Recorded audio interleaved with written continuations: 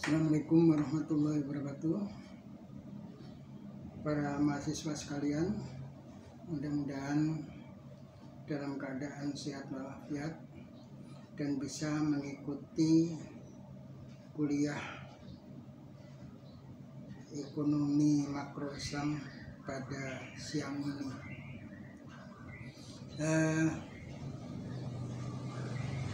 Pada materi yang lalu kita sudah bicarakan tentang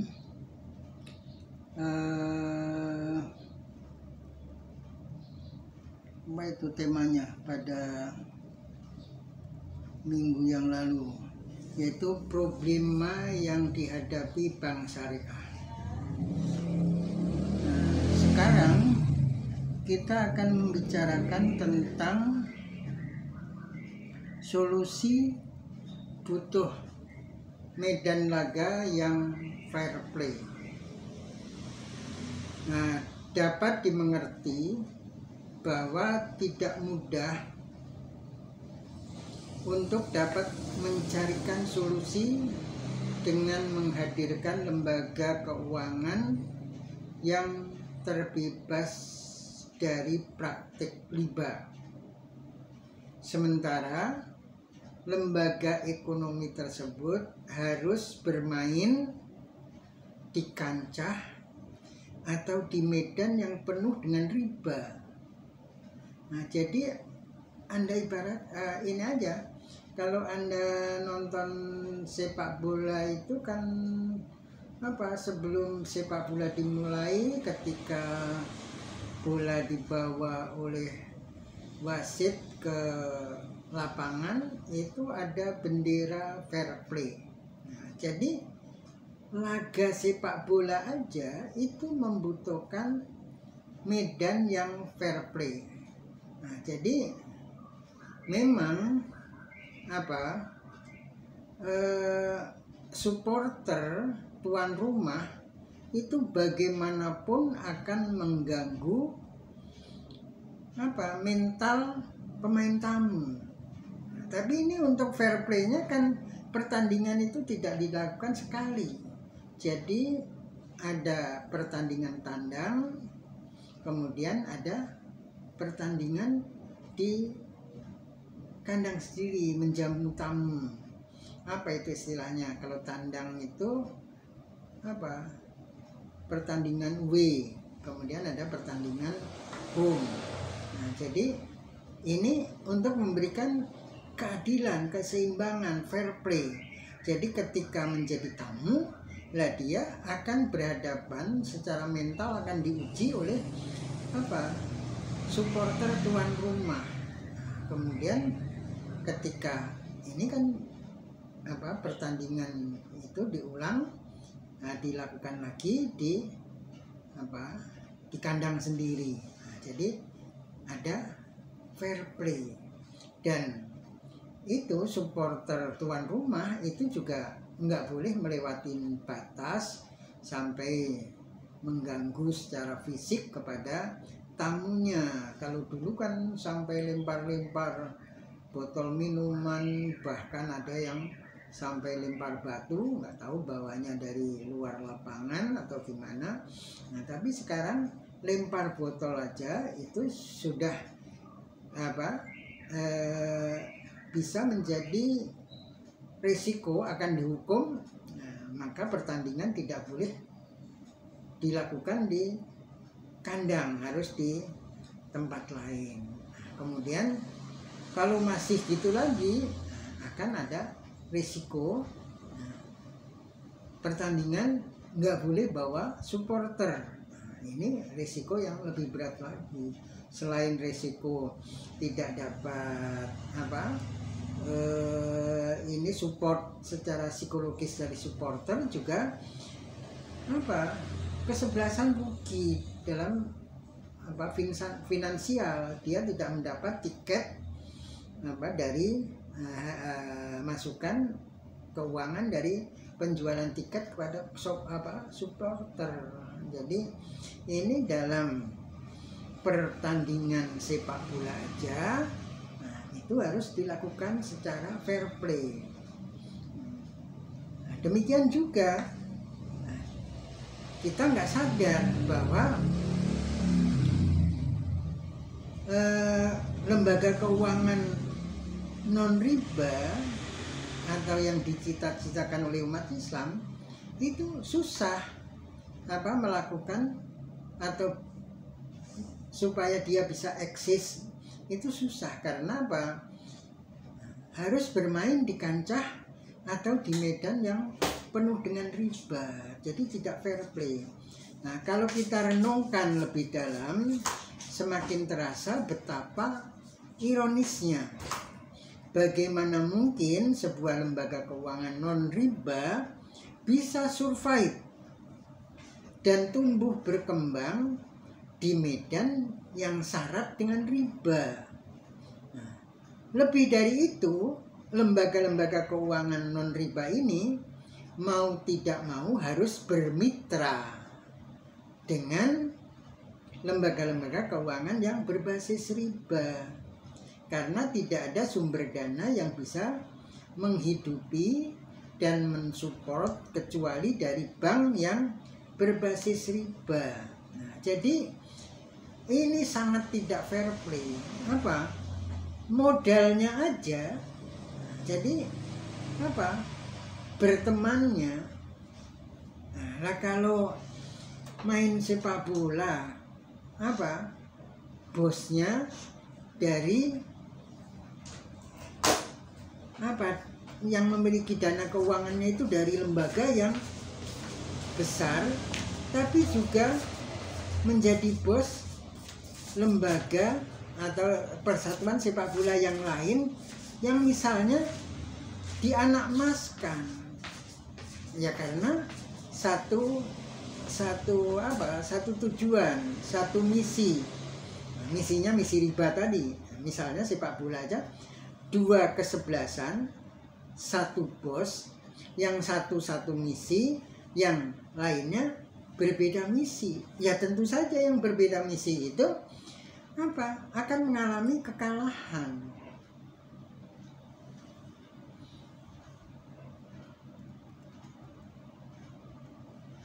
Jadi kesulitan mencari solusi ini bersumber dari landasan pijakan yang berbeda antara lembaga keuangan non riba dengan lembaga keuangan yang berbasis riba. Di satu pihak, lembaga keuangan non riba, bank syariah, mengacu pada paradigma ekonomi Islam. Sedangkan bank konvensional di lain pihak mengacu pada paradigma ekonomi konvensional. Jadi satunya pijakannya ekonomi Islam, yang satunya pijakannya ekonomi konvensional, jadi non Islam. Dan paradigma yang berdasarkan Islam ada perbedaan diametral yang menyebabkan keduanya tidak mungkin dikompromikan. Nah, jadi ini perbedaan diametral itu perbedaan yang bertolak belakang 180 derajat. Jadi orang mengibaratkan minyak dengan air, nggak bisa dipertemukan, nggak bisa dikompromikan.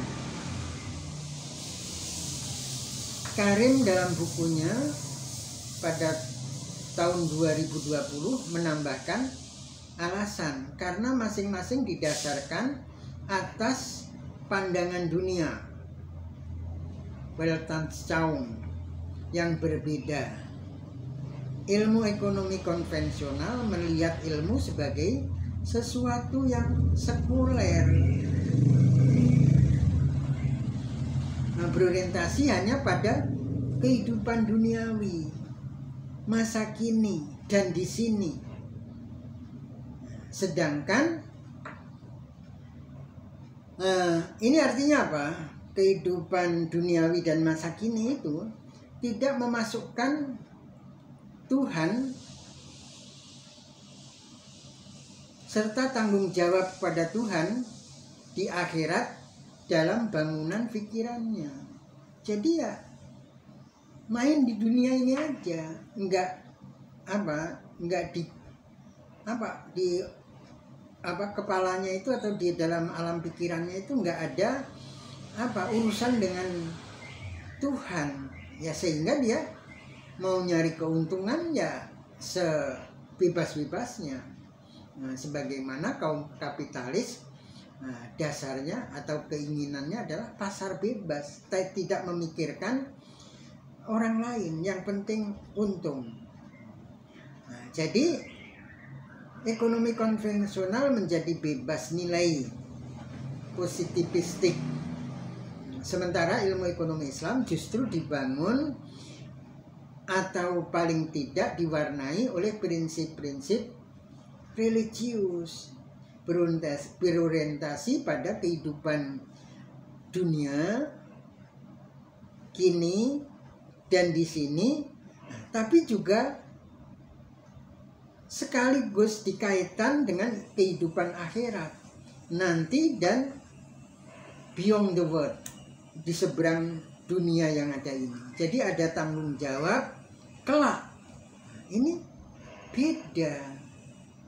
Jadi ada nilai-nilai yang dipertahankan dan dipertanggungjawabkan. Nah, ini bagaimana mungkin dua lembaga yang memiliki landasan yang bertolak belakang, yang diametral tadi, dapat bagaimana bisa dikompromikan? Nggak mungkin. Di satu sisi, lembaga yang diidealkan umat Islam harus berlandaskan norma-norma agama, harus bebas dari praktek riba, tetapi harus bermain di kancah yang harus bebas nilai, tidak mengenal standar. Jadi ya seperti sekarang ketika orang misalnya alumni pesantren yang dididik oleh dididik berdasarkan ketaatan beragama, keyakinan yang kuat, iman yang kuat. Nah, tapi setelah keluar dari pesantren, artinya sudah lulus dari pesantren, kemudian menjadi pegawai yang hidup di lingkungan yang bebas nilai, nggak kenal agama, nggak kenal nilai-nilai ukhrawi. Ini sulit untuk bergerak. Kalau mempertahankan nilai yang dia bawa, maka ya dia akan terisolir. Tapi kalau dia mau lebur, ya keyakinan dan imannya juga ikut lebur. Jadi yang lebih fatal dalam bermain lembaga ekonomi non riba bukan hanya sekedar berhadapan atau berlawanan, tetapi juga harus bermitra dengan lembaga-lembaga keuangan yang berbasis riba.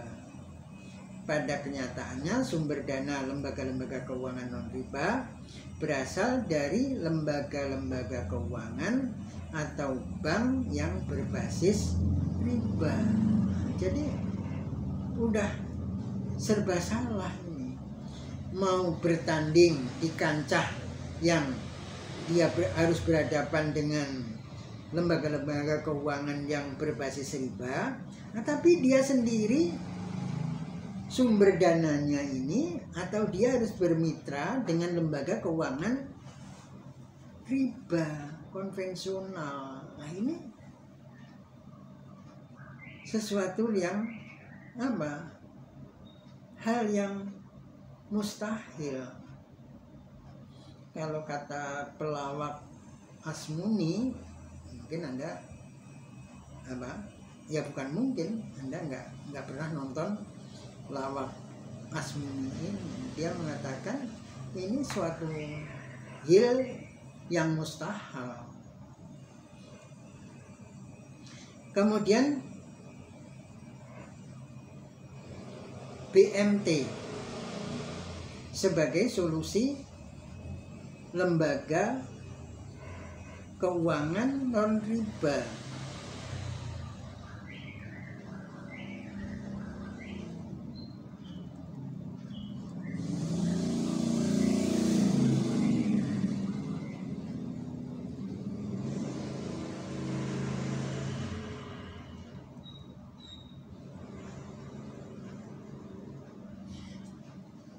Lembaga keuangan yang bebas riba adalah satu-satunya lembaga keuangan yang bisa menjadi tempat meminjam bagi umat yang membutuhkan dana, baik untuk kebutuhan konsumtif maupun kebutuhan produktif.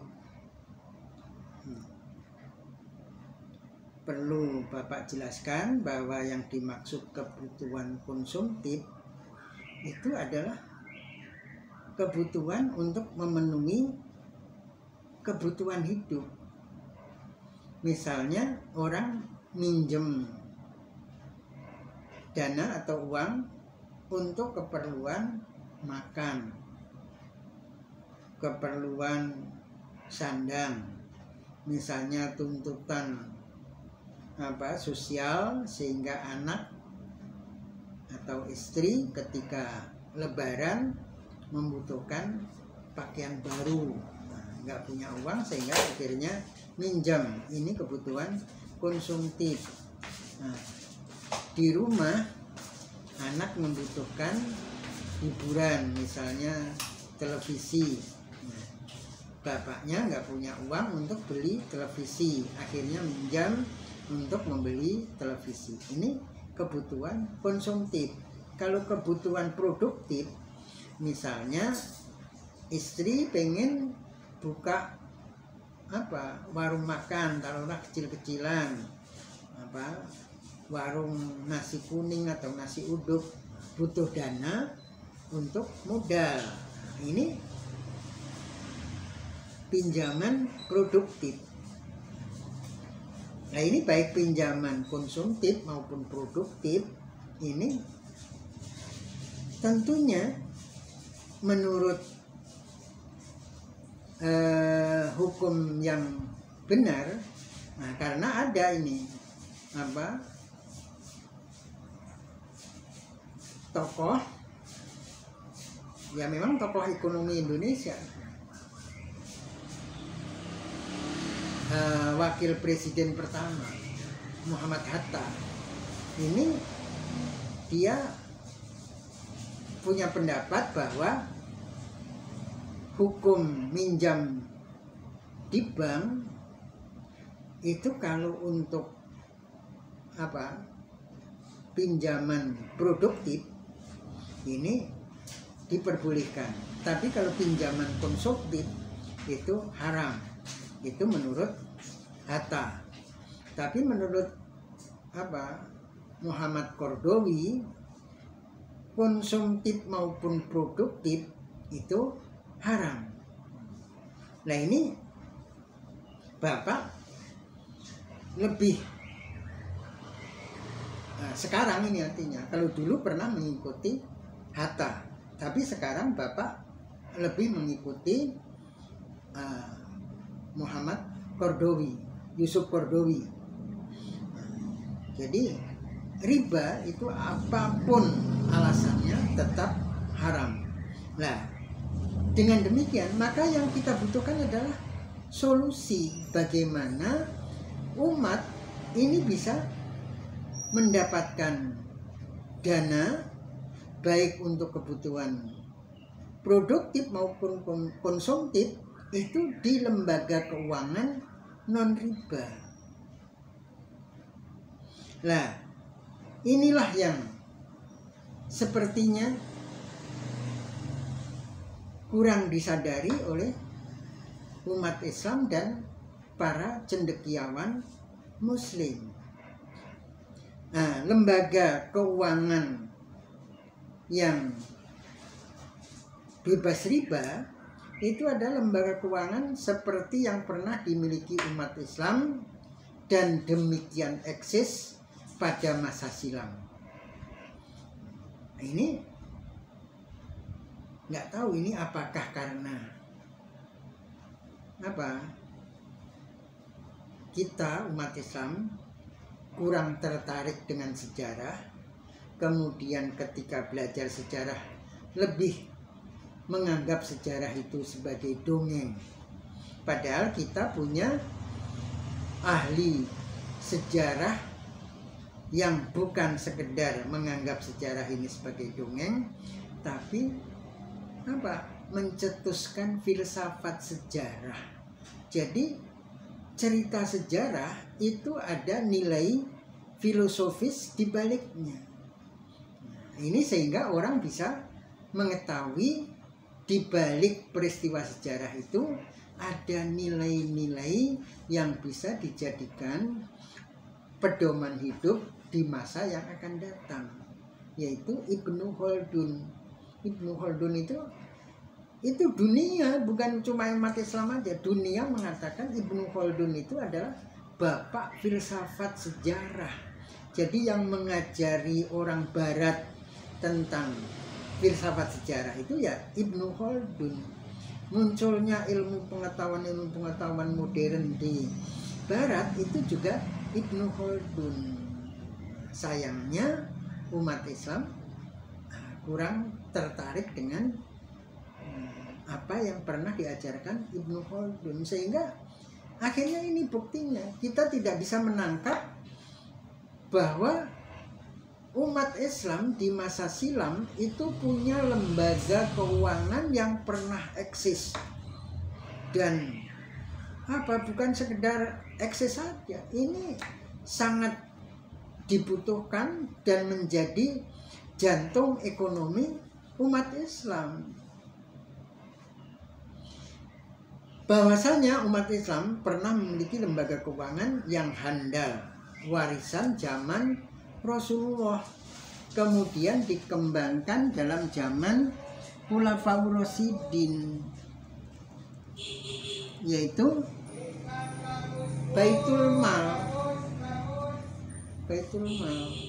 Nah, kemudian berkembang lagi pada zaman kejayaan Islam, sehingga Baitul Mal ini tidak stagnan di situ, tidak berhenti di penyimpanan dana aja, tapi juga kemudian memiliki fungsi seperti perbankan. Makanya kemudian digabung dengan lembaga keuangan yang ini barangkali justru sumbernya orang terinspirasi membangun bank itu dari sini, yaitu lembaga tampil, sehingga digabungkan kemudian menjadi Baitul Mal wa Tampil. Nah, jadi kemudian disingkat menjadi BMT. Ini Baitul Mal menyimpan dana, tampilnya ini berfungsi sebagai peminjamannya. Jadi ini memiliki fungsi ganda ini. Baitul Malnya memiliki fungsi sosial, kemudian tampilnya memiliki fungsi keuangan dan ekonomi. Nah, lembaga keuangan ini merupakan lembaga keuangan yang spesifik, memiliki sumber keuangan yang kuat, yang bersumber dari bawah, tidak bersumber dari atas. Kalau dari atas itu misalnya bersumber dari bank konvensional yang berbasis riba. Jadi ini bukan sekedar sebagai jaminan bahwa lembaga keuangan ini bisa survive dan berkembang tanpa harus bersentuhan dengan riba.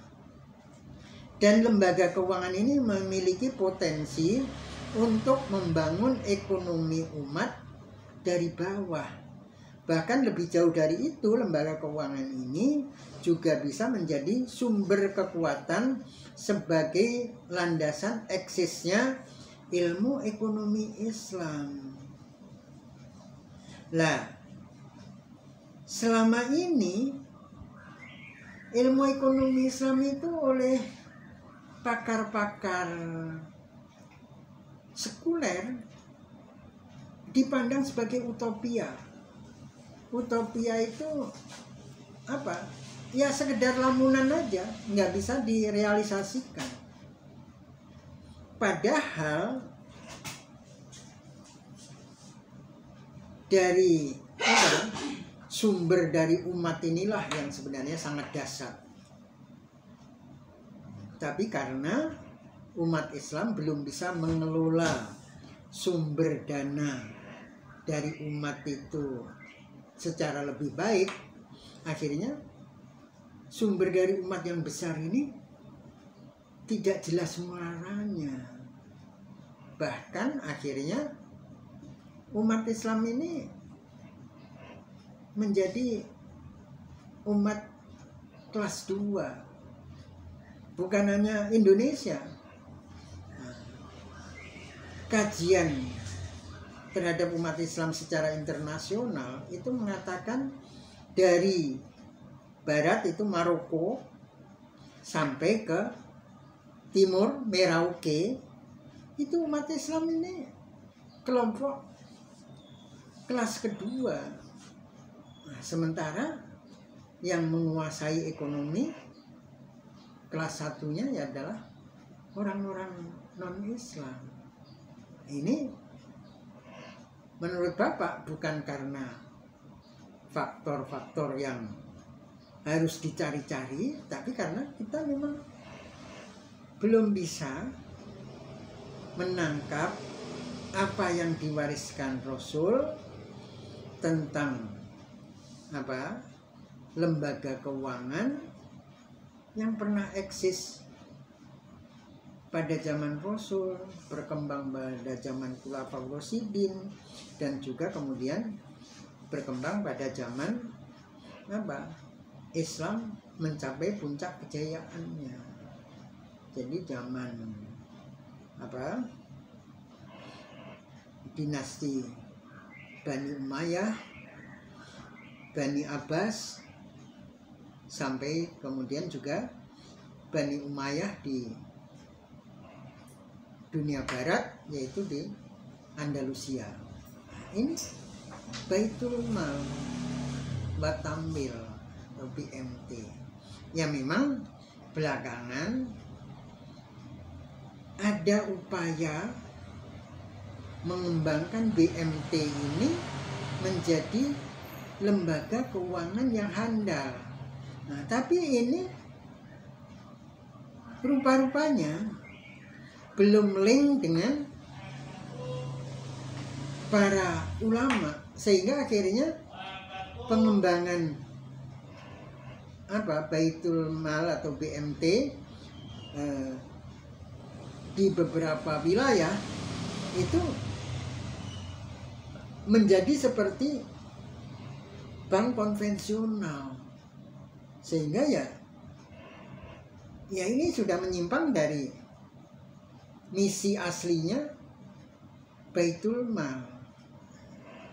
Nah, kalau kita harus kembali kepada lembaga keuangan non riba, itu kita harus kembali ke BMT sesuai dengan roh di awal BMT itu dibangun. Jadi rohnya ya roh Islam, roh ekonomi Islam. Jadi anti riba ini memang didirikan untuk menjauhkan umat Islam dari riba. Tanpa lembaga keuangan non riba, orang kalau butuh uang mendadak ya akhirnya larinya atau solusinya ya ke lembaga-lembaga yang berbasis riba, dari bank konvensional sampai yang sekarang marak yaitu pinjol. Nah, banyak orang yang terjerat dengan pinjol. Dan ini apa? Ngerinya bank konvensional itu sedemikian sistemiknya menjerat nasabahnya. Mereka punya link antar bank, sehingga seorang individu yang punya tanggungan hutang kepada salah satu bank atau lembaga keuangan yang ada linknya dengan bank, terdata itu. Sehingga untuk melakukan peminjaman selanjutnya ini di blacklist, jadi terjerat sudah.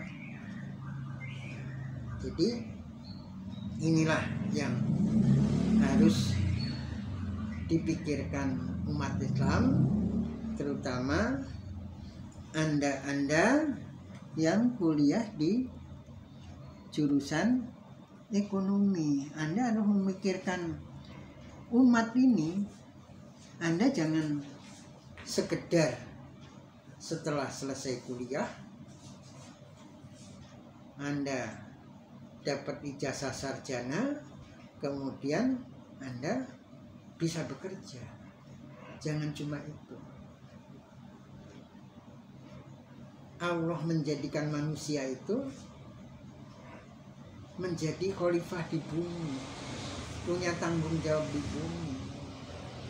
Anda tidak sadar bahwa kita itu atau umat Islam itu sebenarnya sudah selain diberi amanah untuk menjadi khalifah, mengatur bumi ini, mengatur dunia